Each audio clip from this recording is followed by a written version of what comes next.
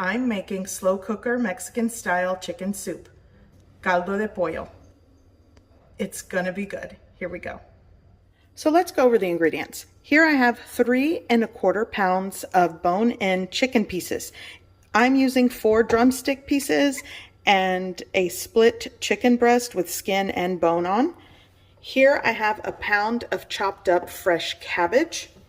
I'm going to be using a variety of vegetables. I have 2 medium potatoes that I just peeled and cut into chunks, 2 ears of corn that I cut into chunks, like 4 to 5 small carrots, 1 large Mexican squash or calabaza, and what else do I have in here? Oh, and at the bottom I have a celery stick that I cut into chunks. That's gonna go in. I'll also be using some fresh cilantro for the end on the top. It's gonna be good. Okay, going in with my chicken. I'm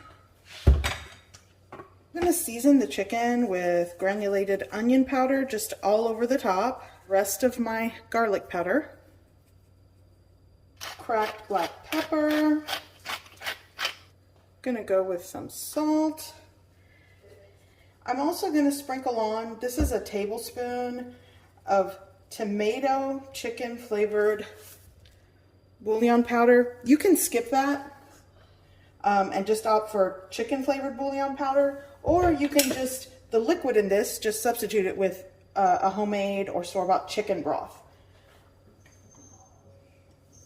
I'm also gonna add some fresh onion chunks. I failed to mention that earlier. Here I have 3 to 4 cloves of garlic that I just peeled and mashed.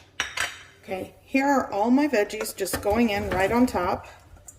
And for my mushy, anti-mushy vegetable people, I don't know, you might not, you might not like this part of the recipe. I'm gonna add just a little bit more, maybe like a teaspoon more of the bouillon powder. I'm going in with, let me start with 1 quart of water. Actually, I think I'm going to do like 5 cups of water. Let's see, will this do? So that's 5 cups total. Okay, here I have some fresh cilantro going on. That'll make it nice and aromatic along with the celery and carrot and onion. Okay. Cover with a lid. So I forgot my sad jalapeno, so that's going in. And this really won't make it spicy unless it breaks, but I'm gonna put that right on top and let that go.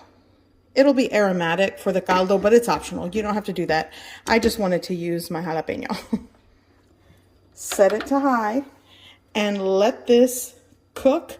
I will check it around 3 hours to see what it's doing and then let it go until everything is cooked and tender. So when I'm cooking in a slow cooker, I always like to mention that cook time varies. If you are working with really cold meat, then the cook time is going to be longer and it's probably going to be a less even cook. So you want to make sure your meat is thawed. So for this caldo de pollo set on high in the slow cooker, let's say 4.5 hours should do the trick. 6 to 8 if you're working with a low setting. Okay. It has been close to 3 hours. I have about 15 more minutes for it to be 3 hours.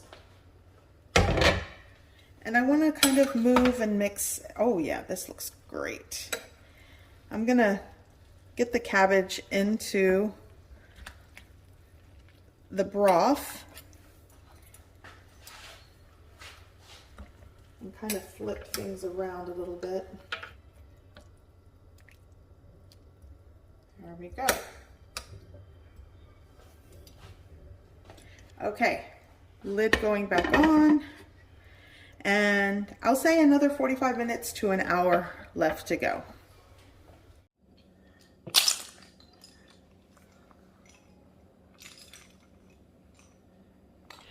Okay, so it has been 4 hours and this is done. I'm so excited for this. And I think the 5 cups of of liquid in this, whether you're using low sodium chicken broth or water with like the chicken bouillon powder. It works for this. This is an 8-quart slow cooker. Okay, so you'll want to taste your caldo for seasoning like salt or pepper, or if you want more chicken bouillon powder, that's up to you.